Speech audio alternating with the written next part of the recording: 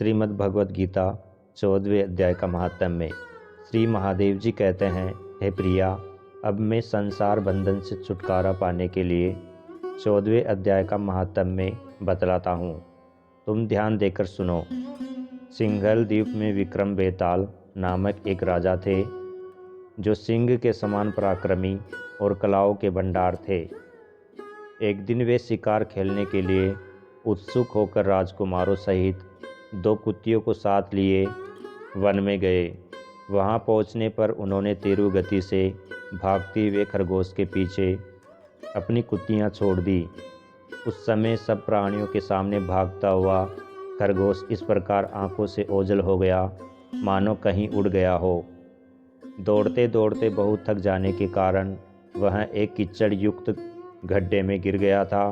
गड्ढे में गिरने से वह खरगोश कुतिया की पकड़ में नहीं आ पाया और ऐसे स्थान पर जा पहुंचा जहां का वातावरण बहुत ही शांत था। वहां हिरण निर्भय होकर सभी और वृक्षों की छाया में बैठे रहते थे।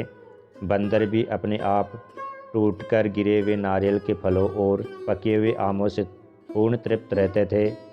वहां सिंह हाथी के बच्चों के साथ खेलते और सांप निडर होकर मोर के पंखों में घुस जाते थे। राजा जहां शिकार खेलने गया था, उस स्थान पर एक आश्रम के भीतर वत्स नामक मुनि रहते थे, जो जितेंद्रिय और शांत भाव से निरंतर गीता के 14वें अध्याय का पाठ किया करते थे। आश्रम के पास ही वत्स मुनि के किसी शिष्यों ने अपने पैर धोए थे। वह भी नित्य गीता के 14वें अध्याय का पाठ किया करते थे। पैर धोने वाले जल से वहाँ की मिट्टी गीली हो गई थी। खरगोश का जीवन कुछ शेष था। वह थककर उसी कीचड़ में गिर गया था। उस कीचड़ के स्पर्श मात्र से ही खरगोश दिव्य विमान पर बैठकर स्वर्ग लोक को चला गया।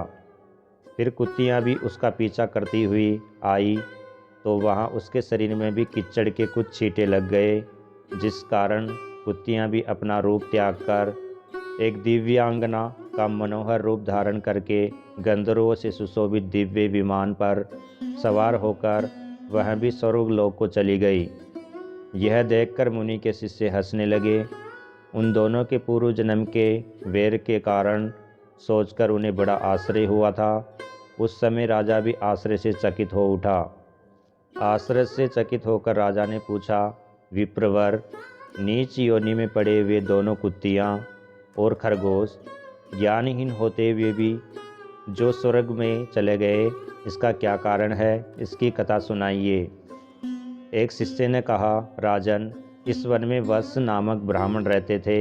वे बड़े जितेंद्रिय महात्मा थे। गीता के 14वें अध्याय का सदा जप किया करते हैं। मैं उन्हीं का शिष्य हूँ। मैंने भी ब्रह्म विद्या में विशेषज्ञता प्राप्त की है। गुरुजी की ही भांति मैं भी 14वें अध्याय का प्रतिदिन जप करता हूँ। मेरे पैर धोने के जल के स्पर्श होने के कारण खरगोश को कुत्तियाँ के साथ स्वर्ग लोक की प्राप्ति हुई है। अब मैं अपने हंसने का कारण बताता हूँ। महाराष्ट्र में मृत्युदक नामक महान नगर है। वहाँ केशव नामक एक ब्राह्मण रहता था, जो कि मनुष्य में कपटी स्वभाव का था। उसकी पत्नी का नाम विलोबना था। विलोबना स्वच्छंद व्यवहार करने वाली स्त्री थी।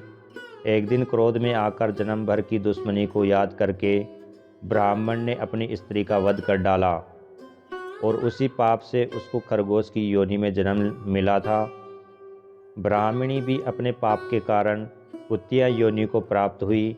हे राजन, 14वें अध्याय के पाठ करने के कारण ही ऐसा संभव हो सका है। इसमें कोई भी आश्चर्य की बात नहीं है। श्री महादेव जी कहते हैं, ये सारी कथा सुनकर श्रद्धालु राजा ने गीता के 14वें अध्याय का पाठ आरंभ कर दिया, जिससे उसे भी परम गति की प्राप्ति हुई। ओम जय श्री कृष्ण, जय श्री राधे।